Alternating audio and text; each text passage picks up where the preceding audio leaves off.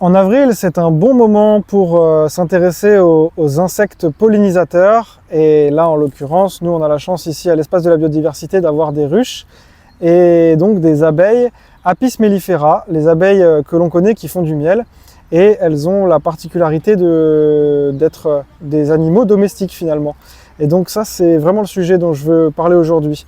Si on les observe, on voit que ça commence à bouger, il fait beau au mois d'avril, on dépasse largement les 15 degrés, donc il y a de l'activité, au sein de la ruche. L'abeille la reine a recommencé à pondre.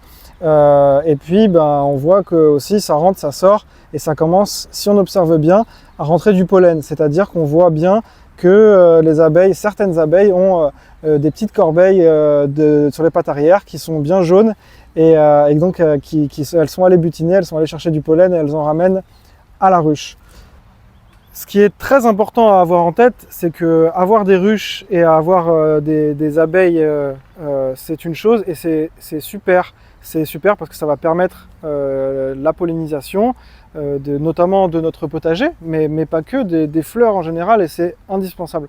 Mais c'est pas une solution en tant que telle que d'avoir des ruches. Ce qui est important, c'est d'avoir une diversité de pollinisateurs, et notamment des pollinisateurs sauvages. Je pense par exemple aux cirfes, ça peut être les mouches, ça peut être les papillons, la guêpe, qui est le seul pollinisateur des figues, par exemple, et les abeilles sauvages. Il y a plein de variétés d'abeilles sauvages, et celles-là, il faut absolument en prendre soin. Alors comment on fait ? Eh ben, c'est tout le propos, il faut planter des fleurs, et des fleurs mellifères. Il faut planter des arbres, des arbustes. On a parlé la dernière fois du noisetier, par exemple, c'est un exemple. Il y a plein de choses qui sont très intéressantes.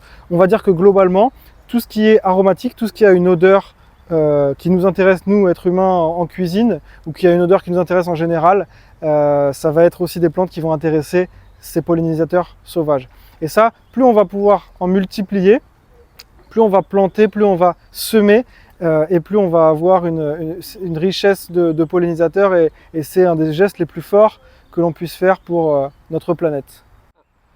Comment on passe à l'action? C'est super simple. Vous allez en jardinerie, vous trouvez, il y a plein de mélanges de graines pour pollinisateurs en fonction de ce que vous voulez favoriser. Ça peut être pour les papillons, ça peut être un mix général. Et puis c'est des choses, soit si vous avez de la chance d'avoir un petit jardin, vous les semez, soit dans des jardinières sur un balcon. Et même si vous n'avez pas d'espace extérieur, c'est pas grave, vous pouvez acheter un petit mélange comme ça.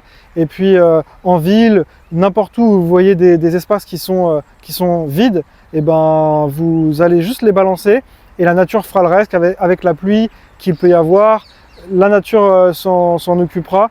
Donc il n'y a pas d'excuse pour ne pas passer à l'action.